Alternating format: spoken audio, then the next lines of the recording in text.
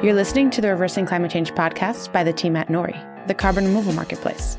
This is a show about the innovators and entrepreneurs developing solutions to climate change. Hello and welcome to the Reversing Climate Change podcast. I'm Ross Kenyon. I'm the creative editor at Nori's carbon removal marketplace. For her first official podcast co-hosting experience, Christy Taylor, Nori's marketing coordinator. Hi, Christy. Hi, Ross. Well, happy to have you here. You've been a huge help with all that we do at Creative.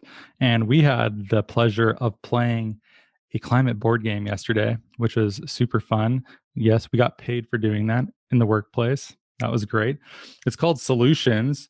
It's on Kickstarter right now, and I think Kickstarter is nearly over. So if you're listening to this and you think it sounds cool, you should definitely jaunt over to Kickstarter. The link is in the show notes, and make sure you support it before it closes. And we have the founder and game designer of it, Samuel Levac-Levey. Hey, Samuel. Hey, it's so great to be here. Great to have you here. Thanks for coming by. Thanks for sending us a copy of this and letting us play it. I love stuff like this. Yeah, I absolutely had to. And I'm really excited. I think that this was the first time that I've been on a podcast and you guys have actually played it. So maybe I can turn it on you guys at some point and get your thoughts, feedback on the game as well.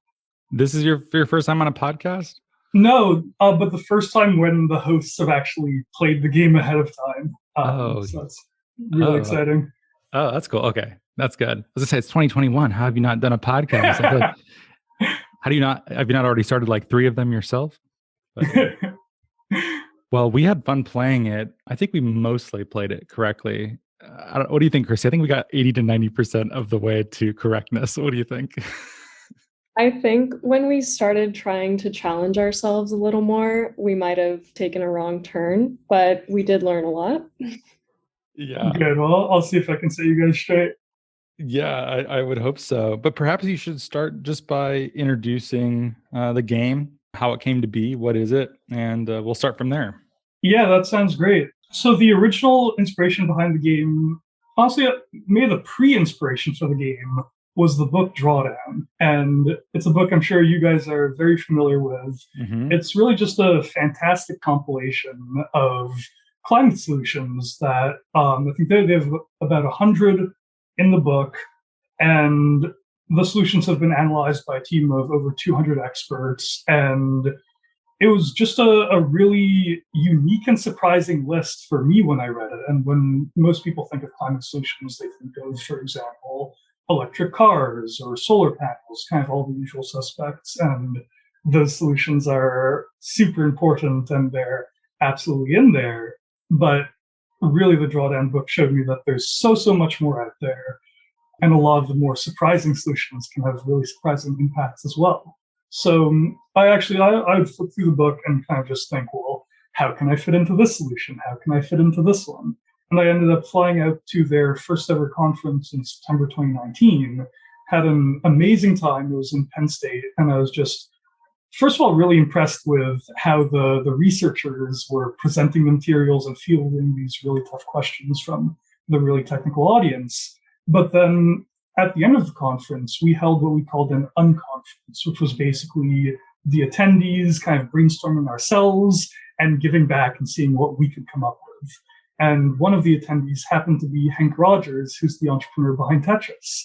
And he, of course, ran a session on the gamification of climate. And one of his suggestions was, well, let's turn Drawdown into a card game. And I heard him say that. I was just immediately like, no, this needs to be a board game. And I just started brainstorming the rules on the spot. And I ended up chatting with Hank, chatting with a member of the Drawdown team. And they were like, yeah, you can go off and do this. So here I am 2 years later. It takes 2 years to make a game. Is it? I think everyone has had a board game idea in their life. And I think it sounds really easy, but it's really well put together. It seemingly there's a huge amount of work to make this work. Yeah, definitely. It's been a long 2 years. It really started out as a part-time project. And I was working on it just totally by myself, part-time, with a ton of help from my amazing girlfriend, Tegan, honestly. But yeah, I was working on it by myself for maybe a year and a half. And then a few months ago, I got a really amazing partner, Murad, on board. And he's been a huge help with the business and operations side of things, which has been really, really useful. So when we're playing, there's the temperature is going up and the years are passing. Yes. And there's cards that you have to do things with. I don't want to put words in your mouth. I want you to explain that. I don't want to say too much. But how exactly, how are the mechanics of the game designed? First things first, kind of like you mentioned, you're moving forwards through time. And as you move forwards through time, you can imagine a giant thermometer on the board. And as you progress through time, global temperatures are going to increase. And you're under this kind of constant pressure of the temperatures increasing as humans are doing their thing. And it's your job to play together as a team. It's a completely collaborative game. And you need to play these solution cards. There's a giant stack of them, about 100. And as you play them, if you play them well, then you can keep temperatures down and keep the Earth cool. So when we were playing, we got really excited when we were able to rank the cards and we had them all laid out. And these were when the arguments were sort of happen. And that moment when you're about to turn them over and find out what the actual ranking is really nerve-wracking. I found that to be probably the most addicting part of the game. Yeah, it's something that honestly surprised me a bit. I didn't realize just how much kind of the tension builds and is released after that card flip. And as we've been playtesting the game, and we've tested it on over 600 people at this point, we've been getting videos back from people and just seeing these amazing reactions at various points throughout the game. So it's been really cool to see. That's the main driver, if you're listening, is you have these cards of the various drawdown solutions, and then you have to, with your other people playing, rate which of these are the most effective to, I don't know, least effective. That's maybe not the nicest way to put it, but we got kind of hung up there. This is one of the parts that we weren't able to figure out ourselves, which very much could be our fault, probably is, of how many cards to be ranking at any given time. Is it up to us to choose how much to risk to do it? Yeah, you got it. So you can play more and more cards, but the more cards you play, the more difficult it is to rank. And so at some point you might be making a decision, well, do I risk playing another solution, or do I play it safe and keep it the way it is now? And I have to say, the rule book is a bit of a work in progress still. We're constantly getting feedback on it throughout the Kickstarter campaign. But yeah, it's really good to get that feedback as well. Have you mostly been testing it in schools? I imagine this would do very well if I was a student. To be a great game. Yeah, definitely. So as I said, we've had about 600 playtesters. Maybe a bit over half of those have been in schools. So we've tested it in elementary school, middle school, high school, bachelor degree, master's, PhD level, and we've also done like climate experts.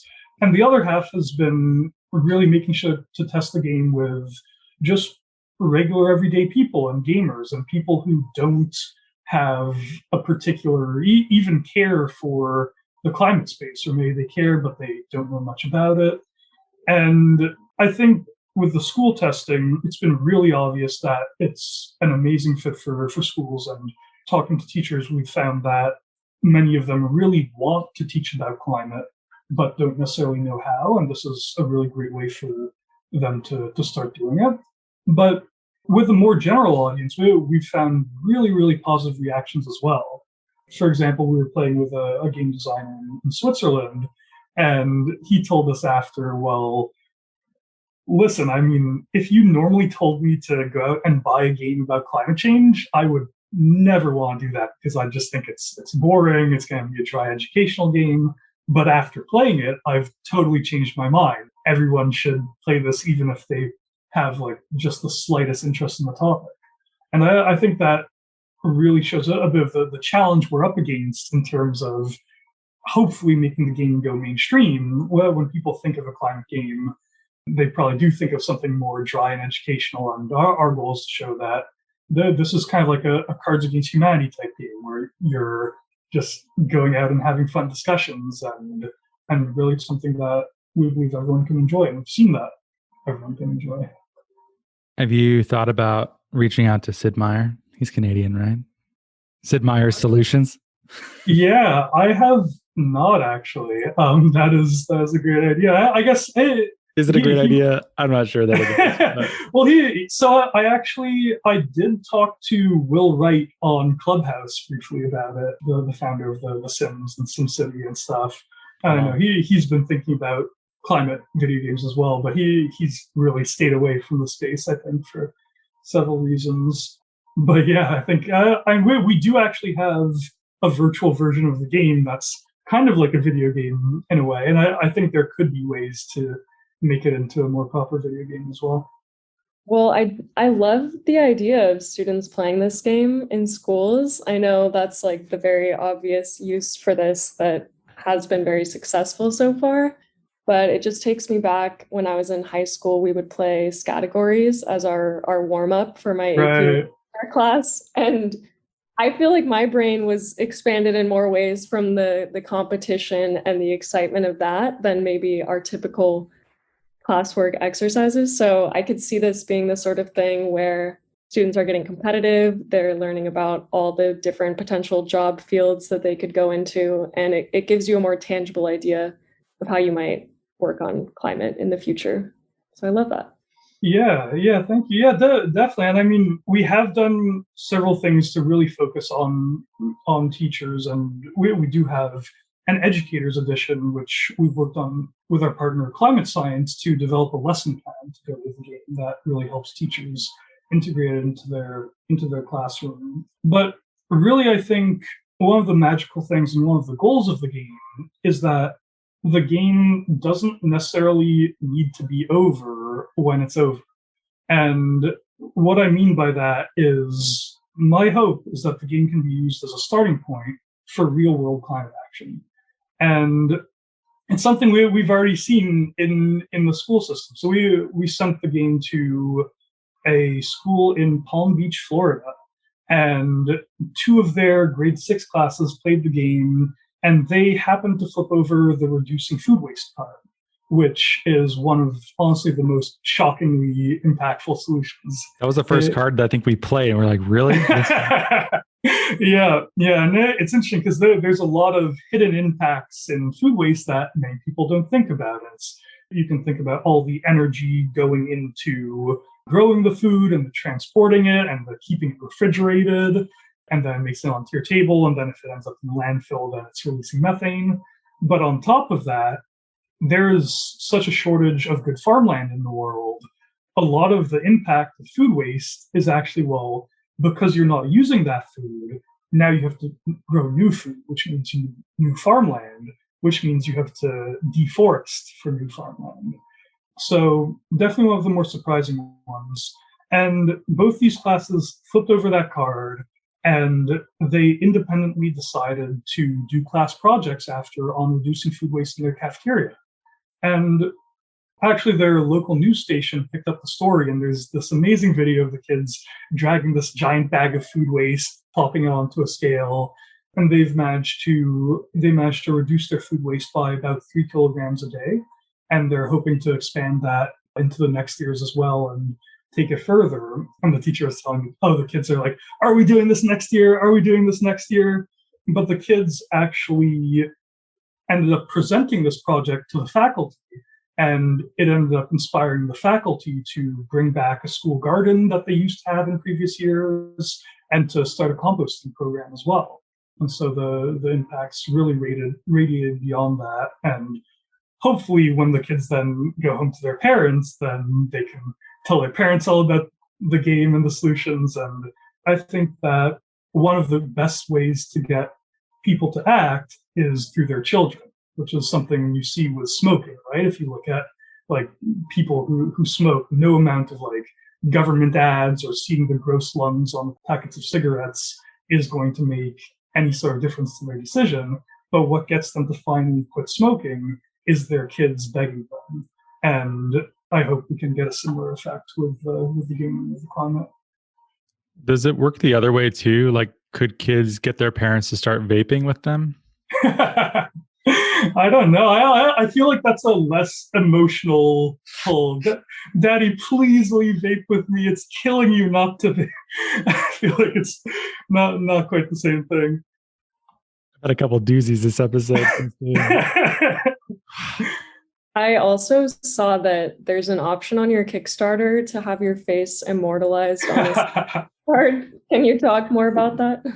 Yeah, so it's kind of a joke, but also, I mean, hey, if you want your face in the game, then sure. So actually, one of the solutions is telepresence, which is something I'm sure we're all very familiar with over the pandemic, and it's what we're doing right now. We're obviously talking to each other virtually since we're in a different country, and so on our telepresence card, obviously telepresence has the effect of being able to prevent a lot of emissions from transportation and business flights and etc. And so the picture on the card, they're all real pictures, and we thought it was important to have real pictures on the cards rather than drawn artwork, just because we want to hammer it home that these solutions are real, they're tangible, you can do them now. And so on that card, we basically have a woman looking at a Zoom screen. And so you can actually put your face in one of those Zoom screen squares, and your friend's face as well. So it's kind of just a fun thing and a joke. But if you want your face over every game for that everyone will buy, then you absolutely can. Is the Kickstarter going pretty well then? It looked like it's over double what you were asking for to fully fund the project. Yeah, so we got off to a really great start, and we were funded within the first 24 hours, which is really, really awesome. And I think we're somewhere around 250% funded right now. And now our goal is to just take things further. And really, the purpose of the Kickstarter was to raise enough money to be able to do a proper, because we've been making these like one-off prototypes that are honestly crazy expensive and whatever. And so now that we've met that basic goal, now we have a bunch of additional funding goals that unlock various improvements for the game, such as different game modes, or we're probably going to do one soon with FSC certified paper in the game, which will be really cool. And also things like having a full curriculum that's tailored to different age groups. So if we can raise enough money, we'll do a full curriculum for elementary schools, one for high schools, and one for universities. Wow. And this is a business, right? I see ink here. This isn't a nonprofit endeavor of yours. Yes. So, we had a corporation from a failed business from a few years ago, and I just had it lying around. So I was like, yeah, let's repurpose it for this. Who doesn't have a corporation in their files? Well, that's fun. Cool. So that's sort of what you imagine the next couple of years. It's curriculum development. It's maybe expansion packs like you'll see for Catan or other things. And yeah. Yeah, definitely. I mean, to be perfectly honest, we're not quite sure what the future has in store. It'll be a lot based on how we do in the Kickstarter, and then we're going to kind of evaluate how much further we want to take things. Right now, our heads are kind of down just marketing the game, getting the word out there, and trying to make the Kickstarter as big as it can possibly be. When does it close? August 17th. August 17th. So by the time this reaches listeners, you'll have more than a week to go. And I think if they support it with certain packages, they can receive a copy of it now. There's also various upgrades or perks. What do they call them exactly? So we have stretch goals and we have add-ons. And so the add-ons are kind of additional things you can add to the game. It's mostly just more copies of the game, to be honest. And we also have a partnership with Green Teacher, which is a network of eco teachers, and they have a fantastic book that we're kind of packaging with the game there and you can get as an add-on. And then the stretch goals are additional funding goals. So like I was saying before, we can unlock like curriculums or different upgrades to the game that will apply broadly to everyone if we reach those funding goals. So, Sam, it seems that you've worked on rockets, drones, turbines, energy storage, electrifying cars, and now a board game. What's next? Yeah, it's a great question. I have had a wide variety of work experiences. My background's mechanical engineering, so honestly nothing to do with game design whatsoever. Yeah, I am not sure what's next. It's going to partly, like I said, depend on how the Kickstarter goes, I've also been working a lot in entrepreneurship and a bit in venture capital. And so really I'm passionate about the entrepreneurship space and how creativity can be applied to solve the climate crisis. And so I'm trying to do whatever I can to support climate entrepreneurs there. I forgot even to mention that you're the vice chair of the board of directors of Work on Climate too. Yes. Busy guy. Yeah, it's been a ton of fun and honestly really surprising as well. We started Work on Climate in September, and there were 8 of us back then, and I think there's almost 3,000 of us now. We're just growing by like hundreds every month, and we've really. So the purpose of the Slack channel is to help people who want to work on climate but aren't to their full capacity. And the way the community was founded, the 2 founders were senior Google engineers, and they ended up meeting each other and realizing that they want to work on climate change, but they had no idea how, they had no idea what to do about it. So they convinced each other to drop out of Google with no plan whatsoever. And they ended up starting this community, and we joined them. And so they made social media posts about their decision to quit and why they thought it was an important thing to do. And those posts went semi-viral, and there's tons of responses of people being like, oh, we wish we could quit our jobs and work on climate. And that's the driving idea behind the community is it's just such a shame that there's all these people who are passionate about climate and want to work on it, but aren't for whatever reason. And so we want to enable them to pursue their dream.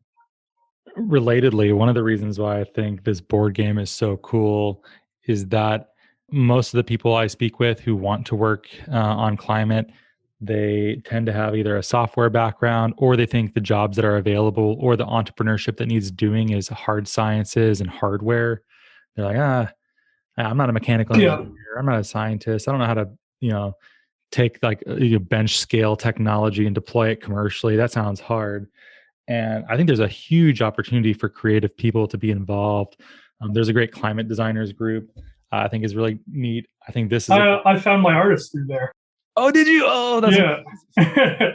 That stuff is so important. And I think people forget about how valuable projects like this can be for teaching people, making it fun, making it a good intellectual adventure to go on, making it actually genuinely attractive. Climate change stuff can often be quite dour. I'm not sure that's always the best tone. It's right in some circumstances, but I don't know. I think what you're doing is important, and I wish more people would approach it with this sort of creative frame of mind.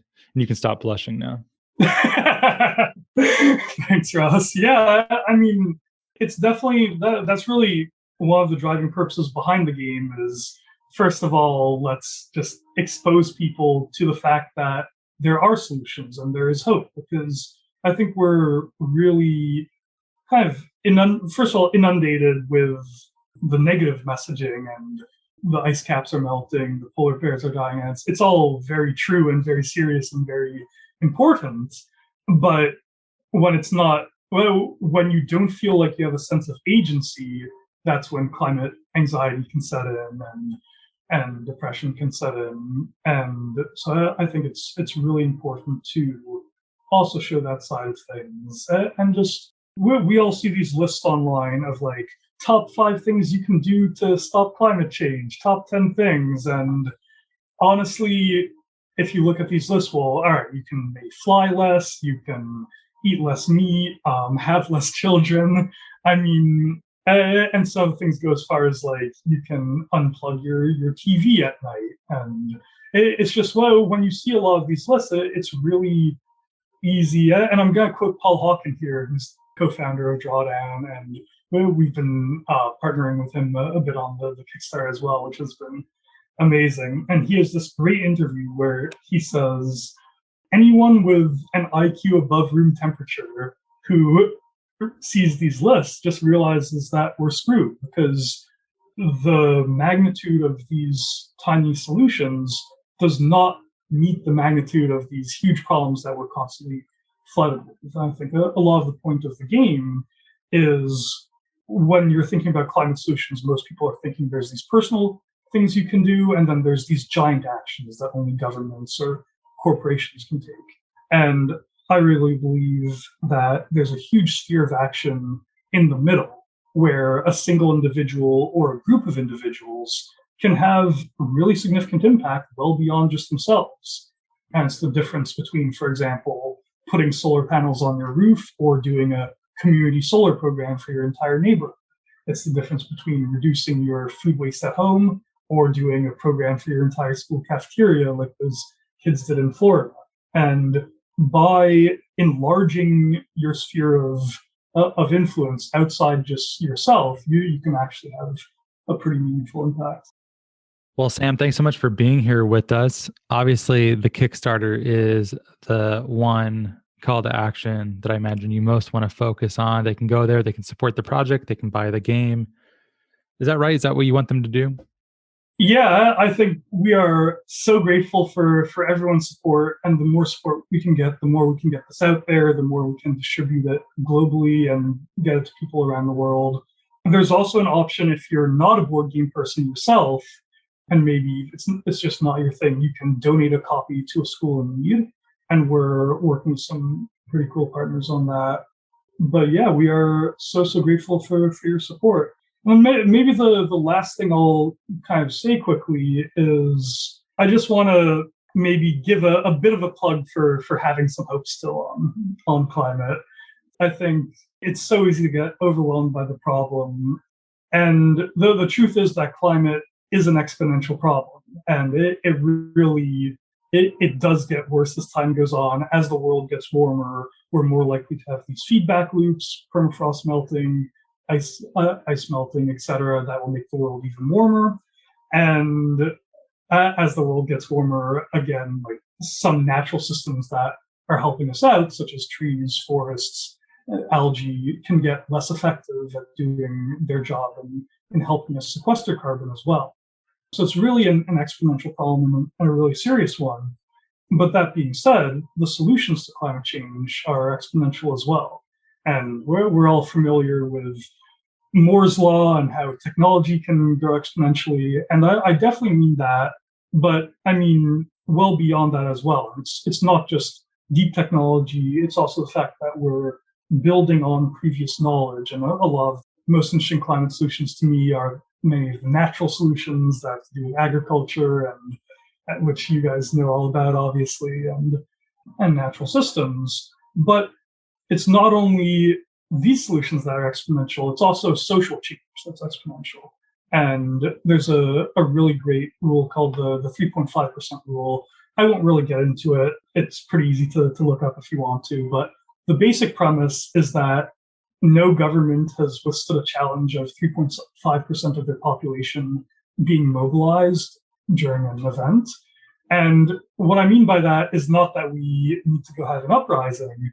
What I mean, the point is that when you reach only 3.5% of the population being really seriously engaged with an issue, it means that everyone mathematically knows someone who knows someone who's really passionate about that issue. And really, I think that's one of the purposes of the game is let's get people talking about it, get people actually engaged, actually thinking about it. And I just see the climate problem as kind of a race of exponentials. And are the good exponentials going to win? Are the bad ones? Well, that's up to us. So let's do it. I feel pretty hopeful hearing that. How about you, Christy? Did that make you feel buoyant? Or did the Sam race feel of like... exponentials? What a phrase. Yeah, what a phrase indeed. Well, thanks, Sam, for joining us. And if you're listening, the link to the Kickstarter for Solutions, the board game, in the show notes. Go click it, check it out, send it to a friend, buy a copy for a school in need. That's a great thing. Sam, that's a cool little bonus there. And thanks so much for being here with us. Yeah, thank you guys. This has been an absolute pleasure. For us too. Thanks so much for listening. If you could please rate and review us on iTunes or Apple Podcasts, it's really the same thing. It helps a lot. It helps us get this content to more people. Definitely check out that Kickstarter. Have a great day, and thank you so much for listening.